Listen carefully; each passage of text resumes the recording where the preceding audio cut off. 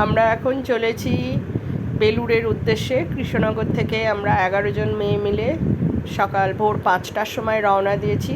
এটা হলো ভোরের ছবি, ভোরের রাস্তার ছবি। আমরা যাচ্ছি বেলুড়। দেখো রাস্তাটা সকালবেলাতে ফাঁকা, কত সুন্দর লাগছে দেখতে। আমরা নিজেদেরও একটু দেখিয়ে নিলাম। গাড়িতে সবাই মজা করছে যে যার মতো। এরপরে আমরা সব চা খেতে চলে গেলাম কর্মকারে। সব চা খেতে, সব চা বিরতি, সকালবেলা বেরোনো হয়েছে তাই কারুর চা খাওয়া হয়নি, তাই এখানে সব চা বিস্কুট সব খাচ্ছে। এবার আমাদের নতুন পরি ছিল 5 জন, এরা সবই নতুন, এই দুজনও নতুন। আবার আমরা এখান থেকে চা খেয়ে আবার বেলুড়ের উদ্দেশ্যে রওনা দেব। সকালবেলার রাস্তা কত সুন্দর লাগছে দেখতে। আমরা যাচ্ছি এবং খুব তাড়াতাড়ি আমরা পৌঁছে গিয়েছিলাম বেলুড়ে। এটা হলো বেলুড়ের গেট, মানে একদম সামনের মেন গেট হলো এইটা। এখান থেকে বেশ খানিকটা হেঁটে ভেতরে ঢুকে আরেকটা গেট পড়ে। এইটা হলো বেলুড়ে ঢোকার মেন গেটটা, তারপরে এই গেটটা পড়ে।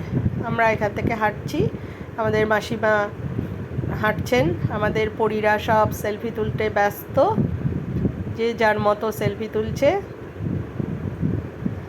তারপর আবার আমাদের মতো পাগল দেখলাম অনেকজনই রয়েছে। এত রোদকে উপেক্ষা করে আমরা যেমন বেরিয়েছি, আমাদের মতো অনেক মানুষকেই দেখলাম, কেউ ছাতা মাথায়, কেউ টুপি মাথায়, তারাও বেরিয়েছে। এটাই হলো বেড়ানোর নেশা।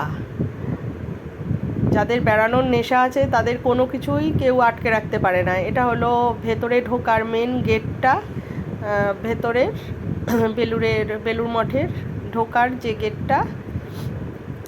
এটার দুপাশে এইরকম সুন্দর বাগান করা রয়েছে, জুতো রাখার ঘর, এগুলো সব সুন্দর করে সাজানো।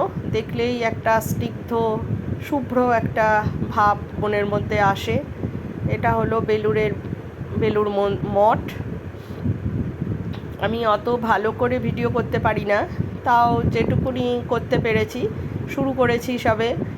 এইটা হলো বেলুড় মঠ।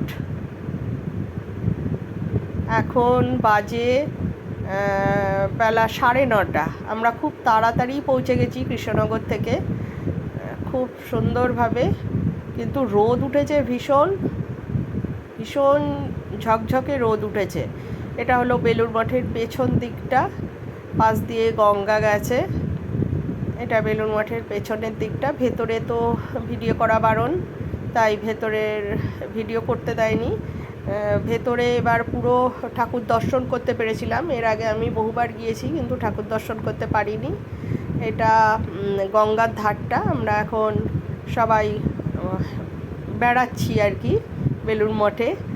সেলফি তোলা, যেটা এখন সব থেকে বেশি জনপ্রিয়, সেটা হলো ছবি তোলা। সেটাও যে যার মতো করে ছবি তুলছে, ছাতা মাথায় দিয়ে ঘুরে বেড়াচ্ছে। খুব চারিদিক খুব নিস্তব্ধ।